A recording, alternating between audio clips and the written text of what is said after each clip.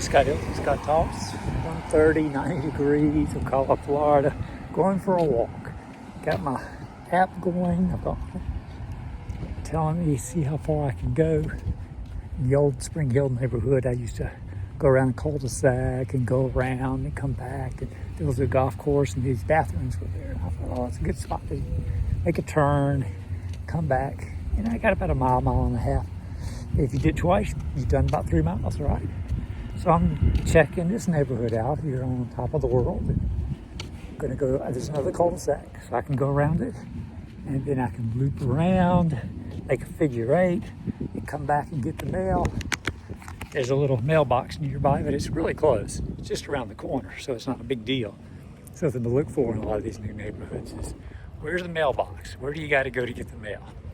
You don't want to be traveling a million miles when you're looking for a house. I know I saw a video of the villages, everyone had golf carts. They went driving and driving just to go get the mail.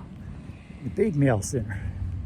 Not to say on top of the world doesn't have bigger mail centers than ours. Ours is little. Hey FedEx, how are you? There you go. But golf carts everywhere.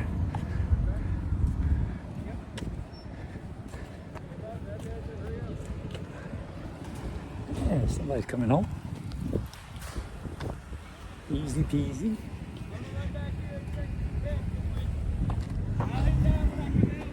All right, someone doing the mowing. We've got a cul-de-sac up ahead that's gonna be my first loop.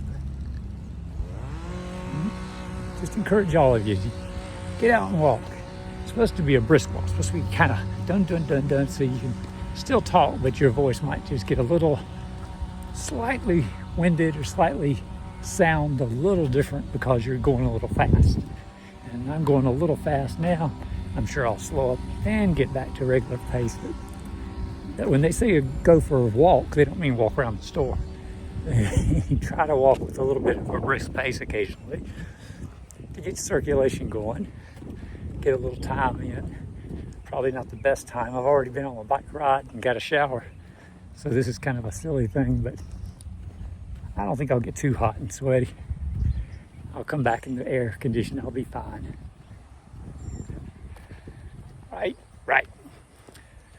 So I encourage you to get out and walk. Get a little exercise. It's better than just, some people just want to bike or just want to swim, which is not perfect resistance for your muscles and bones. And this, technically, you're supposed to have weights with you or have some little backpack or something, some weight, extra weight, just a little bit, to give your bones a little resistance than just your body weight. But the brisk pace helps out with that. So they encourage seniors to walk as best you can. Do the best you can. Whatever your body tells you you can do, you do, but you do it frequently. If you need rest, take a rest day. Take 2 rest days. Take 3 rest days. Start doing something else. Do upper body push-ups or wall push-ups. You just push against the wall. You can do it 5 times, great. Maybe in a month, you'll be up to 6 or 7 times. And before you know it, you'll just be doing on the counter. You'll be getting down low on your knees and doing it. And you might actually get around to doing a regular push-up. Little tip, little advice. When you're doing a push-up, you do arm back or maybe a little to the side. Never like this, pushing with your elbow out. I had a crack in my neck doing that. That's not the safe way to do it. Took about two or 3 weeks, and this is when I was younger. That took 2 or 3 weeks to get over that. Neck hurt for 2 or 3 weeks. I was like, good gosh, what have I done? So they say squats are good if you can still do squats. Just grab onto something, go down. If you fall, make sure there's nothing around to fall onto. Maybe have some padding in case you bounce your head against something. If you ride a bike, put your bike helmet on and do your first squats while you're hanging on. If you fall, you got the helmet on to help padding. Or a toboggan or something to help. You don't want to smack your head open and that's the end of you. You only got one skull. That's why you wear a helmet when you're biking. All right, we finished the loop on the cul-de-sac, heading out of it now, and getting ready to go on the main road and see how we're doing for distance. 0.28 miles so far. So maybe we'll hit 0.3 at the end of the cul-de-sac and zip around. It's a nice little area.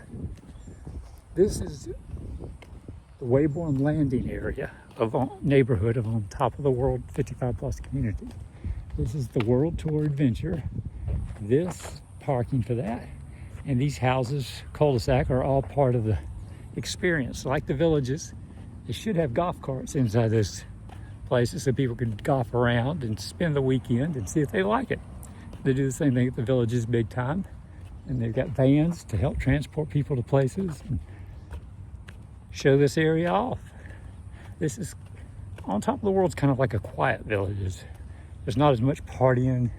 They do have an area for a live band that occasionally happens, but it's not. I mean, we've been to the villages when they had the live band and people were hooting and hollering, and big crowds and everyone having a big time. And On Top of the World has big times. Then they roll up and that's it. You know, you go home. And they have golf cart parking too, and golf cart trails that are available. Here in the neighborhood, there's no real trails, but people zip around. It's gated. So most of the gates are slowly getting away from a person there, and they're just electronic eyes, and they have things on the window, and it lifts the gate up and you zip through and zip out. So everything's electronic right now, and apps on phones and stuff like that. But people have golf carts. They got their little golf cart. They got 2 cars still, probably still working. A lot of people still work around here. I hear some beeping. Sounds like a garage door closing or open.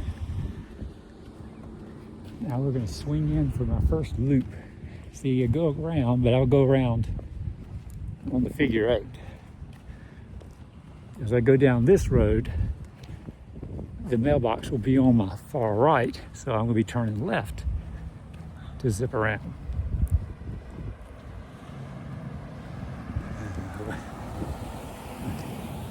I should be on the other side of the road facing traffic so I don't get run over. That's a good rule for walking. No sidewalks, so you just stick to the street and face the traffic as they come at you. And then you can see them coming. See? Easy peasy. I encourage you all to get in, try some planks, try some as best you can. You can do it on your knees. You can start out slow. If it hurts a little bit, stop. You're getting older. You can't be pushing it. Just kind of do a few and say, okay, I did a few. I'm good. Do some stretching. If it feels good, stretch. If it starts hurting, don't stretch. It's the kind of thing where you don't, they say, oh, okay, do 2 sets of 10. And you're like, huh? If you're not in shape enough to do 2 sets of 10, don't do 2 sets of 10. There's our mailbox. See, I'll swing by again and get the mail. It's not a big one. It's not a big deal. But some of them have, like little buildings.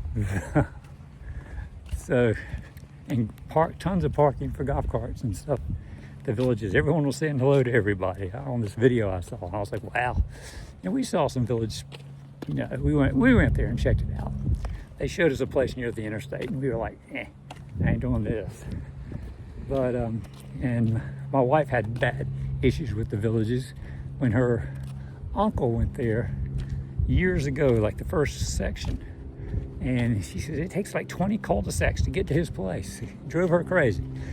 I said, well, the secret living in the villages is to be near the real world stuff. I mean, there are only 3 or 4 of those town center things with the nice shops and stuff, because there's a few shops here On Top of the World, Circle Square Commons, but it's not a lot. It's nothing like the villages. Villages has really nice shops and stuff. But I mean, in the real world, you go down the street and you hit the Olive Garden, the Walmarts, your Dunkins, your Starbucks, McDonald's, whatever. Those are the real world shops. You just get a place that's only a couple cul-de-sacs away from circles if you have, because the villages love their little roundabouts. You know, if you live in the villages, you just make sure you're only a couple roundabouts away from the real world. Instead of buried deep, it's a buyer's market. You can hand pick a house. You just get one that's slightly used and you get it and move in and touch it up a little bit. But you don't have to be near those town centers unless you really want to. I mean, we did the town center thing and we went to this coffee place and it didn't have all the stuff Starbucks would have. And you're like, yeah, they don't have much here and it's expensive. Got a custom burger at a place. Great. You know, waited 10 minutes for that. There was only one person ahead of us. It was a good burger, but it was expensive. Like both of us got away with, I think we got maybe some unsweet tea and 2 big burgers. They're big thick things. They weren't like a double-layered smash burger. But, and there are no In-N-Out burgers here in Florida. Sorry. But they were expensive. They were okay, but we had to wait. And I was just like, man, this is not something we can just do all the time. Come to this little place. And in the real world stores are more practical. There are more of them. And if they're pretty close by, it's not a big deal. You can take your golf cart to many of these places, or you can drive it, or ride a bike, or walk it. You know, it depends on where you are. You're probably not going to be close enough to walking. But I'm going to move to the other side. That's the deal. We're not too far. We're only a mile and a half or so from Publix, and all the Publix is the big grocery store chain. A little expensive here in Florida. You can always go to Walmart Marketplace. Different things. How you doing?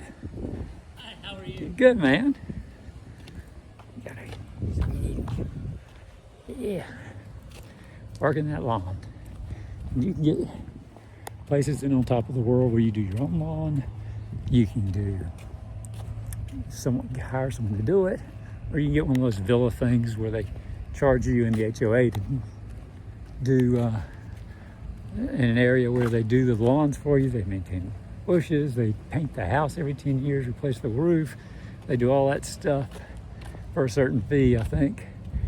And if that's your thing, you can do that. It's more money. Some neighborhoods on top of the world have higher HOAs, some don't. But HOAs are necessary. You got to keep the colors kind of normal. Nobody here's painting their house plum or purple or weird colors that don't go with the neighborhood. You have to get approval for all that and submit it. And you have to submit for certain landscaping and different things like that. You can't just plant. A lot of neighborhoods don't like you planting any kind of fruit-bearing tree because it attracts bugs and bees and things like that. I remember that when I was a little kid. We had a pear tree in the yard. Those damn things, those pears, the yellow jackets were everywhere. We were mowing the grass, little kids mowing our grass. Those yellow jackets would be they live in the ground and you're down there. And you've already run over a couple pears in the tall grass and you're just like, golly, this is awful. You come away with stings and you hate doing the grass all the time. It's bad. So you can kind of get what you want here on Ocala, Florida. We're in the middle of the state, like the villages. And being in the middle means you're going to have less chance of hurricane damage. Most of Ocala is not in flood zones, so you're good there. Most of on top of the world is fine. They've got a lot of dry retention ponds, what are these things over here?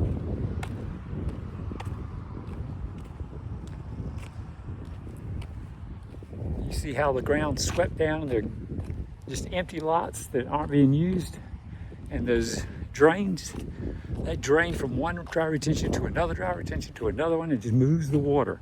Houses are slightly higher, moves the water. It's like a golf course. You got the greens are up high, water goes down. If the the golf course, they're built near golf courses for a reason, because the golf course is there for attract people to the neighborhood, but they also serve as flood areas. If there's excess water, go to the golf course, and you can flood a golf course a little bit, but the houses are a little higher up, And that can just run off to the golf course, run off to the dry retention, whatever, and you're good. That's what keeps it down, and it avoids the need for flood insurance. See, unless you're just really, I gotta have flood insurance. Yeah, that's fine. Gotta have wind insurance. That's fine. Or you just might want to go with basics. You know, you're in Ocala, you're a little further, but global warming is kicking in, and that is creating more storms. But you're not near the coast. I mean, you watch the videos on YouTube of the coast, Ocala, Florida, the villages, Orlando, nice areas. Cost of housing is a little higher, and anything near Orlando, anything, Claremont, whatever you're near, if it's on the map and you're like, oh, that's really close to Disney, and it's not. It's St. Cloud, I think, is a new hot area. My wife said she went through there when we were on the move to Spring Hill. She drove through St. Cloud just to look around, and she said everything was expensive, and I was like, I bet it was. Yeah, they know you're near Orlando. They know it. And they're going to charge like you're next door to Disney, man. So I think it was D.R. Horton or someplace. We looked at a house in Ocala, looked at a house near Orlando somewhere they were building, wrapping up. The same model. And it was a lot more in that Orlando area than it was near Ocala. So I was like, there's a lesson for you. So if you want to be near a lake in your house or a golf course to look out and watch the golfers, that'll cost you more money. Dry retention areas are probably just a touch more, but not bad. It's a nice not having a neighbor all over the place. We got them next to us. See, it's not too bad.